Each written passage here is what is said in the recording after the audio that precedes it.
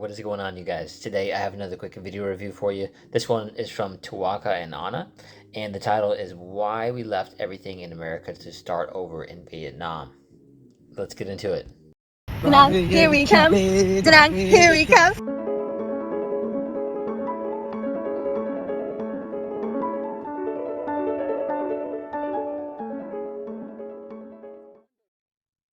Welcome back to the channel. Guys, we're in the beautiful city of Da Nang, Vietnam. And if you're new to the channel, my name is Twaka. And I'm Anna, and we just packed up our entire lives in America and moved all the way across the world to Southeast Asia, and we did that in less than a month. Here's the backstory. It's January 2025, literally about 6 months ago, we were packing up our entire apartment in Nashville to move to Minnesota. Selling up everything. Selling everything. Literally selling everything I could get my hands on. I was just so tired of being stressed and anxious, spending 2 hours of my day in traffic, the rest of the day at work, hating my life and my job.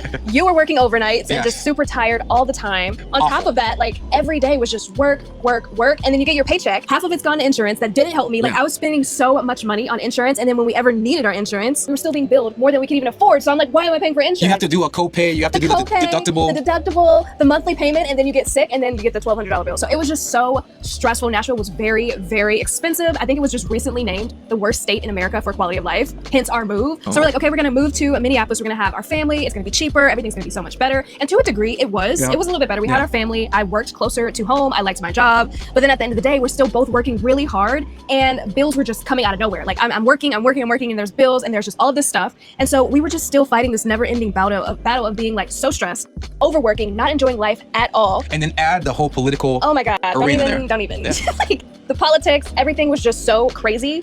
It just made packing up everything seem like the most logical thing to do. We've been in Vietnam for 3 days, and every text that I've gotten is like, why did you guys choose Vietnam? Why did you guys choose Vietnam? It was very easy to choose Vietnam. Yeah. We literally packed up everything we had, moved across the world from America to Vietnam in less than 3 weeks, and I have no regrets whatsoever. And the crazy thing about it is I remember it was in June that you came to me after dinner, and you're like, babe, I gotta talk to you about something. And I was like, what? She was like, before you say no, before you just shut it down, please just think about it. And I was like, okay, cool. That's how you know it's serious. So think about this. You could have all of your money going to bills and not really saving that much. Or you could be doing the same type of job or a remote job that pays you, whether that's just enough or even half. I'll give you an example. You can work part-time with a US job and still save more than you would in the US. In somewhere like Vietnam, some of these places, the rent seems to vary between like 200, 250 a month to, upwards of 400, 500. It can definitely go higher, but you can get pretty nice places for like 500, 600, which is still like, you think about rent in the US, maybe 1,500, 2,000, 2,500 goes up, right? So I think you can see what I'm saying. Like, there's a good reason why you might want to consider stretching your dollar in another country and learning about it. Because a lot of people, just for example, like Americans, when we're growing up, like we see movies and in school, they teach us things that aren't necessarily currently accurate about a place, right? Like Vietnam, a lot of people on the internet are talking about how it's a beautiful country, nice people, they're very kind to foreigners as well. Same with a lot of places in Asia, in Latin America. Like, people are always told like Colombia is terrible, Colombia is scary. Well, I've lived in Colombia and the people there were very nice, right? Obviously you can get yourself into trouble if you're like the party type. And so you just need to be able to keep your wits about you. But this is what I mean, like it's a lot safer than America and the news seem to make it out to be, or even like textbooks, like they tell you sort of like the negative stuff.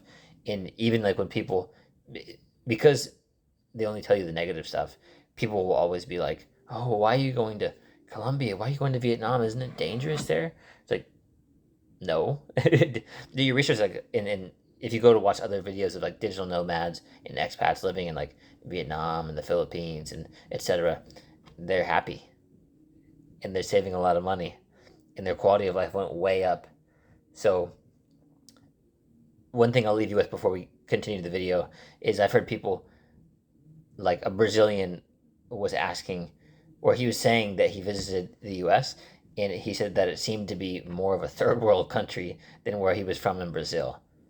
So just think about that. Yeah, that's how I know it's serious. We go on the balcony and she goes, I want to leave the country. And I'm like, oh, okay, here we go again. Somebody's been on TikTok a little too much. Because I thought you had just been scrolling our joint feed. I watch a lot of political stuff and all the craziness with ICE and the current administration. So just politics in general. Right. So I thought you were just stressed out about that. But she was serious, bro. She had a whole list on her phone of potential countries like categorized by. Wait, can I tell you how serious I was? Right, yeah. I was so serious that I have been making this list and category for like 2 days. I know I'm serious when I get a plan in my head and I don't tell you. That's when I'm serious because I was like, let me get every point together so that when I bring it to him, it makes sense and he says yes, and he did.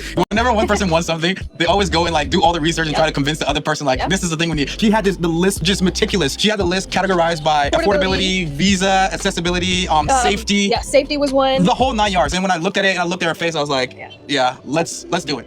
Because we've been talking about moving out of the country for quite some time now, but it's always kind of been in like a 5-year plan. Right. Sped it up to like a year. Yeah. Because when I brought it to you, I was like, at the end of our lease, let's move. And that was going to be in February 2026. Basically, we went from like, let's move in February 2026 to, okay, let's move in September 2025 to finally being like, let's get out of here July 31st. We're out of here July 31st. So we started packing up. It took us about 3 days to completely move our entire 2-bedroom apartment into a storage unit. We literally packed on the hottest day of the month. There was a heat advisory outside. It was awful. Oh my God, it was just us two, literally just us two moving everything from our 5th floor apartment downstairs into the U-Haul. It was so hot outside, but we did it. We got all of our big stuff first, put everything into our storage unit. We were initially supposed to have some friends come over and help. Things didn't go well, but when I say like everything happened perfectly, like God provides, because your family ended up coming. Yeah. Drop of the dime, they literally found out we needed help, came and helped us get everything into the storage unit, finished all of that in about a day, and then packed up the rest of our little stuff over the next 3 days. And it was just God's hand was on it for us because like if something went wrong, something went right. Something went wrong, something went right. It was like there was no time to second guess this because every time there was like a setback, there was another door open. So yeah, that's a little bit about the backstory of why we left America. And it's one of those things, once you see how the system is, like you can't unsee it. So every single day, you're just like miserable. We gotta go. So of all the countries we could have gone to, why Vietnam? So all of that being said, here are the 6 reasons why we chose Da Nang, Vietnam as our new home. When we were deciding what country to move to, cost of living was the most important factor on our list because we decided to move so quickly. Vietnam is one of the most affordable countries in Southeast Asia. Depending on your lifestyle, you can live in Vietnam comfortably for as low as $600 a month. If you want to live a higher end lifestyle, $1,000 to $1,500 will have you covered. Basically, we can live here for a third of what we were paying in rent alone in Minneapolis. Luxuries like manis and pedis, spa services, lash and brow treatments, and waxes are now easily a part of my monthly self-care, whereas those services were for special occasions only back in the States. The most important part is lower costs doesn't mean lower standards because all of these services are premium with premium results. Let me say this, by the way. Go check out a channel called Meds Travel. That's spelled MEDS Travel. He'll talk to you about how the prices can be a lot cheaper than that, by the way, because they're getting like a really nice place for $600. Imagine like a really nice place in the U.S. And he'll tell you about like how you can get like still pretty decent spots. You can actually go on like Facebook Marketplace. Always make sure to go there first, just so you don't get scammed out of anything. But go there first. Maybe get an Airbnb for like a couple days. And Meds Travel, for example, he'll talk about. You could scope out the things on Facebook Marketplace and then go visit them. Or even like walking down the streets in Vietnam and you see like a for rent sign, you can go in there and negotiate the price for them. Same like with Thailand, for example. Like a lot of people, for example, will walk into Bangkok, Thailand, and you can get like a nice condo with like amenities, gym and pool for about maybe $400 or $450 a month. Could be less, but a lot of the places in downtown that you can get it for about that much. Basically, what you have to do, they just care if you can pay for it, right? And you don't need it all up front, but if you negotiate and say, hey, look, I want a 12-month lease, and this is how many Thai baht, that's the currency, that you'll pay, and you just make that equivalent $450 a month in US or so. I mean, you could probably get a cheaper deal than that, honestly, for a good spot, but just keep that in mind in comparison to whatever you're paying in the US. Like your quality of life is gonna go just skyrocketing. One of the biggest reasons we moved to Vietnam was to get our peace back, or to find the peace we were never able to experience back in the States. We were constantly stressed between bills, deadlines, and frankly, just trying to keep up. It felt like we were working just to survive. Here in Vietnam, life feels slower in the best way. The cost of living is low, our days are simpler, and that constant pressure we felt back home, well, that's gone. Every day here feels like the 2-week vacation we worked so hard for a year round back in the States, without having to experience the Sunday scaries of returning back to work. Swaka and I are both huge foodies. If eating was a sport, we would both be in the Olympics. When we lived in the States, Asian food was our go-to because it felt fresh, clean, and so simple. Asian food was our way to escape fast food culture and unhealthy eating. We stuck to Korean barbecue and hot pot and mostly ate proteins and light broths with herbs. Now that we're in Vietnam, we get to experience fresh food on a whole new level. We're eating extremely tasty food. Let me add the overall concept that they're bringing up here. You can actually live your life to the fullest and enjoy it rather than penny pinching and just worrying about bills if you do something like this. Without the guilt of eating poorly or burning a hole in our pockets with the high cost of eating healthy in the United States. I treated myself to a fancy Italian dinner a few nights ago with a cocktail, appetizer, pasta dinner, and dessert for only $9.18. This was actually on the pricier side because I was eating at a 5-star hotel restaurant. Twaka and I wanted to compare our standard Korean barbecue experience from the States to a high-end Korean barbecue experience in Vietnam. In the States, an average Korean barbecue dinner would cost us around $80. Here, we were able to enjoy a high-class Korean barbecue dinner where our meal was cooked for us for only $15. Many meals run as low as $5 for 2 people. The most shocking part is there's no tipping culture. Once again, we experience better service for less money. It's honestly a win-win for us. To be honest, we didn't know much about Vietnam, just bits and pieces from history class. It wasn't until we started researching that we realized what a hidden gem this country really is. Vietnam is truly breathtaking. What we love most is the variety of its beauty. From the scenic views of the rice fields to the awe of its mountains and beautiful beaches, there is so much beauty to be explored in this country. Not to mention the abundance of nightlife here. Here in Da Nang, people refer to the city as a mini Miami because of its similarities with their beautiful city at night.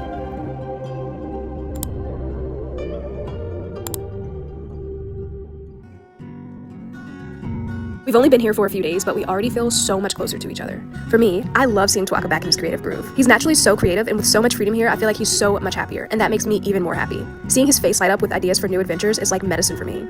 Back home, we were boxed in with standards and routines. It felt like our jobs had us detached from our minds. Someone else was doing the thinking for us. Ironically, the convenience in America was almost a hindrance. We couldn't let our minds run wild. Here, we get all of that back. The excitement is like a recharge for us both.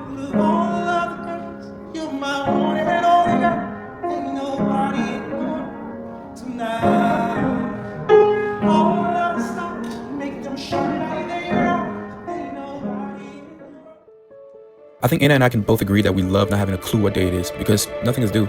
We have nowhere to be and we don't need to be busy to feel important. We felt like we were sprinting through life back in the States. We'd wake up stressed and go to sleep exhausted. But here in Vietnam, life slows down. There's something about a beach city that just screams chill. People literally sit for hours over coffee here. The streets here are busy but not rushed, and we finally have time to just chill and create. And this has honestly been such a huge blessing for us.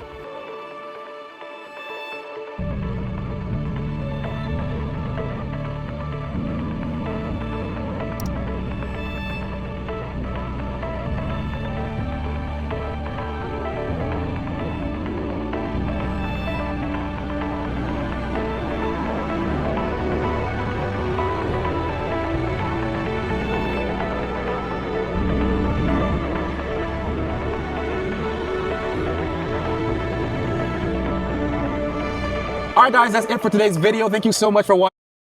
So, obviously, a nice place. And by the way, I've watched other videos of people talking about being able to walk around at night in Vietnam or different parts of Asia, for example, and feeling safe. Like women can walk around at night. And I mean, think about like all the crazy stuff that's going on in the US at the moment. Honestly, probably safer in one of these other countries. Just to be real with you. You know, of course, like, there's nice places in the U.S. too. I mean, I'm from here, so, like, I get it.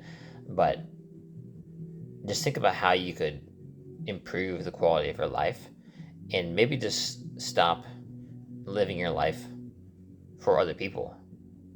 You know, being stressed, getting the Sundays carries, like you said. Of course, you can still work. You still got to work, you have to make some money. But you could work full-time and save a lot more.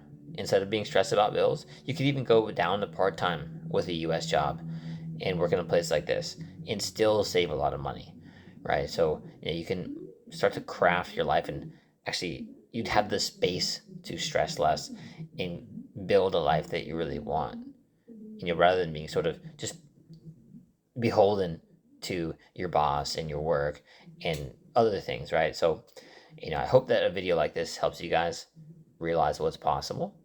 And again, like I've said this a few times, the getting over there and the visas, like paperwork, stuff like that. It's not that complicated, really.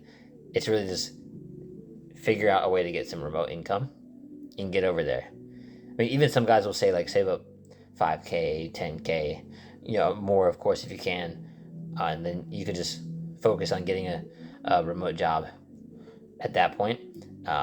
That's what I would do. I would probably not recommend moving there if you don't have a remote job already, because that's how a lot of digital nomads and expats end up having to come home. Not that you can't make it happen, right? Because this will actually, I'll end the video with this. Something that I would really recommend doing when you're in some of these places, like a digital nomad hub where there's a lot of expats and retirees. Maybe they work remotely or they have their own business. Even if it's not a big business, maybe they're just self-employed. Start going to these places like co-working spaces where you can meet them and figure out what they're doing or how they did it. I'm sure they'd be more than happy to talk to you about it and maybe even teach you a little bit. And that way you could actually figure out how to do something similar and escape the life that you've been wanting to leave in the U.S. Now, of course, if you made it this far in the video and you don't want to escape your life in the U.S., well, I love that. That's amazing. Keep doing what you're doing. Maybe you watch this far into the video because you feel like there's something more than just like the 9 to 5 hustle grind that the U.S. promotes. Truthfully, there is. There's a whole world out there. You can live life to the fullest instead of just like worrying about money all the time and whatever weird like politics are going on. But you guys, I appreciate you for watching. Subscribe. Go check out Tuaka and Anna. This was a great video, and I'll see you in the next one. Peace.